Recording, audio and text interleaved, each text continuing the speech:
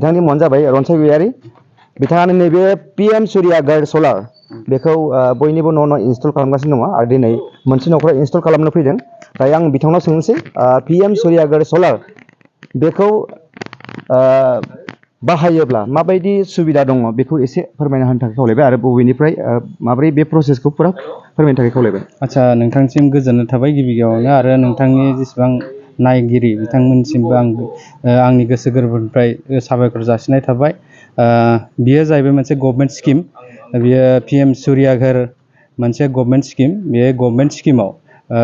कास्टमारफोरनि थाखाय बहुत सुबिदा जाय सुबिदाया जाहैबाय सलार मोनसे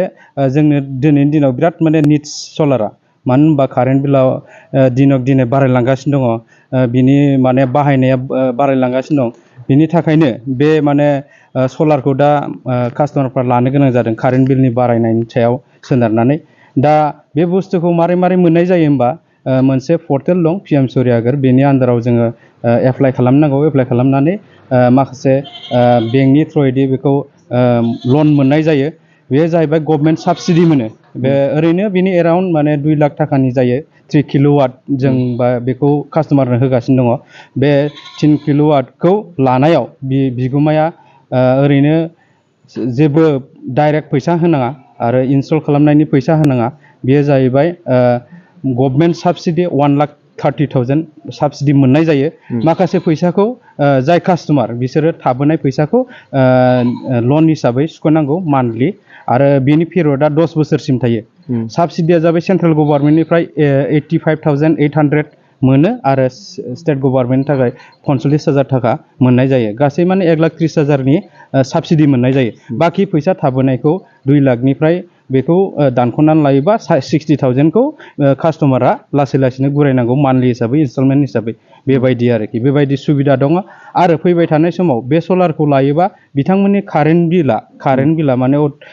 जोबहैनायनि लामायाव थाहैगोन माने बहुत खम जागोन आरो जेसेबां पावार कनजुम खालामदों बिनि बहुत माने सलारा सानाव बे पावारखौ होनाय जागोन बिनि थाखायनो कारेन्टआ अट'मेटिकेलि माने बिल होनाङै जाहैयो आरो कास्टमार बेफोरबायदि लाब जायो आरो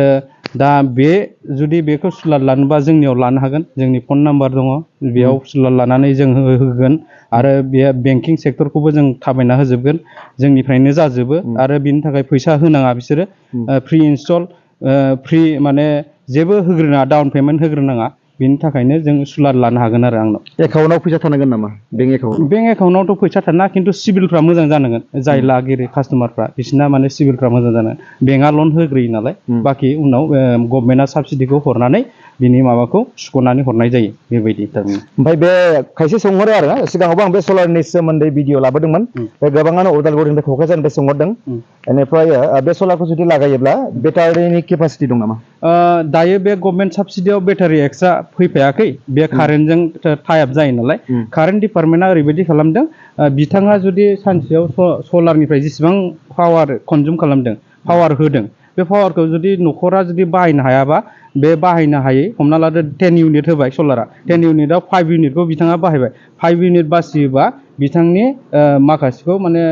माबाया लानानै थाङो आरो एपिडिसिएलआ लानानै थांनानै जेसेबां नों बाहायनो हायो कारेन्ट दं बेखौ बिथांमोना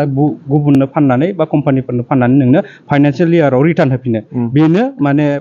बिलनि माने उनहालागै बिल जाहैया माने कारेन्ट बिलानो होनाङै जाहैयो माने प्रफिटआ 1.5 लाख होनदों नामा प्रफिटआ 1.5 लाख नङा माने प्रफिटआ जाहैबाय 1,30,000 साबसिडि गभर्नमेन्टनिफ्राय बियो 25 इयार्स खिन्थु सलारनि जि माने जोरथाय जों माने नायनांगौआ जोंनि कम्पानिया बेखौ 25 बोसोरनि थाखाय बेखौ वारेन्टि होनाय जायो माने बे प्लेटआव आरो ना सलार प्लेटआ 6टा जायो बेयो जाहैबाय 3 किल'वाट माने 3000 वाट जायो आरो बेहाय नों फ्रिज सालायनो हायो रेफ्रिजारेटर सालायनो हायो वाशिं मेसिन सालायनो हायो हिटार सालायनो हायो बेफोरबायदि गासैखौबो सालायजोबनो हायो आरो बे सलारजों मथथे न' गंसेनि जेसेबां नांगौ बेखौ सालायजोबनो हायो आरो दिनैनि दिनाव अब्ला नोंथांमोना बुजिखाबाय आरो दा आङो नैबे जि न'खर बे न'खरनि जि बिगोमाया माबायदि मोनदों आं बिथांनावबो सोंनानै आं लागोन আমার এজন মালিক আছে দাদা মই সুধিম মানে আপোনাৰ যেটো এতিয়া সোলাৰ ইনষ্টল কৰিব এটো লৈ ফেলে আপুনি কেনেকুৱা অলপ ক'বলৈ এতিয়া এটো PM সূৰ্যাগৰ যোজনাত মই এটো লৈছো এটো লগালে মোৰ এতিয়া আপোনাৰ কাৰেণ্টৰ বিলটো কমকৈ আহিব আৰু আপোনাৰ মই উপকৃত হ'ম আৰু এইটোৰ পৰা। আগত এতিয়া মাহে মোৰ ৩,০০০ টকা ৩৫০০ টকা কাৰেণ্টৰ বিল আহে, এইটো লগালে মোৰ ৮০০-৯০০ টকা বিল আহিব মাহে। মানে কমকৈ আহিব আৰু কমকৈ আহিব। আপোনাৰ যিটো কাৰেণ্ট বিল এইটো মানে বহুত ঘৰত বেছি ইউজ কৰি আৰু ঘৰত এতিয়া আমাৰ কাৰেণ্টৰ বিল মাহত ৩,৩৫০ টকা আহে। এতিয়া আপুনিতো অলপ ভাল লাগিছে। ভাল লাগিছে। जाबाय दे माने बुंबाय बिथाङा आरो जि कारेन्ट बिल नोंथांमोना न'आव बांसिन बाहायो अब्ला बेखौ जुदि PM सूर्यघरखौ लागायना लाबा नोंथांनि कारेन्ट बिला सेभ जागोन आरो बेखौनो फोरमायदों। गोबाङानो सोंहरनो हागौ, सोंहरोब्ला आङो नोंथांमोननो स्क्रिनाव मबाइल नाम्बार होगोन। सिगाङावबो आं आंनि मबाइल नाम्बार होदोंमोन, नाथाय आं नोंथांमोननि सिगाङाव माखासे समफोरनि थाखाय आं रिप्लाइ हरनो हायाखै। आङो बिनिखायनो दा आङो जाय बेखौ बे खामानिखौ थाबायनानै लाबोदों बा जाय बेखौ इनस्टल खालामगोन आं बिथांनिनो स्क्रिनाव मबाइल नाम्बार होना होगोन आरो बिथांमोननियावनो बे स्क्रिननि मबाइल नाम्बारखौ लानानै नोंथांमोना जगाजग लानो हागोन आरो नोंथांनि न'आव बे PM सूर्यघर जि सलार बेखौ लागायना लानो हागोन। दिनैनि भिडिअखौ बेखिनियाव फोजोबबाय। एसेनोसै, गोजोन्थों।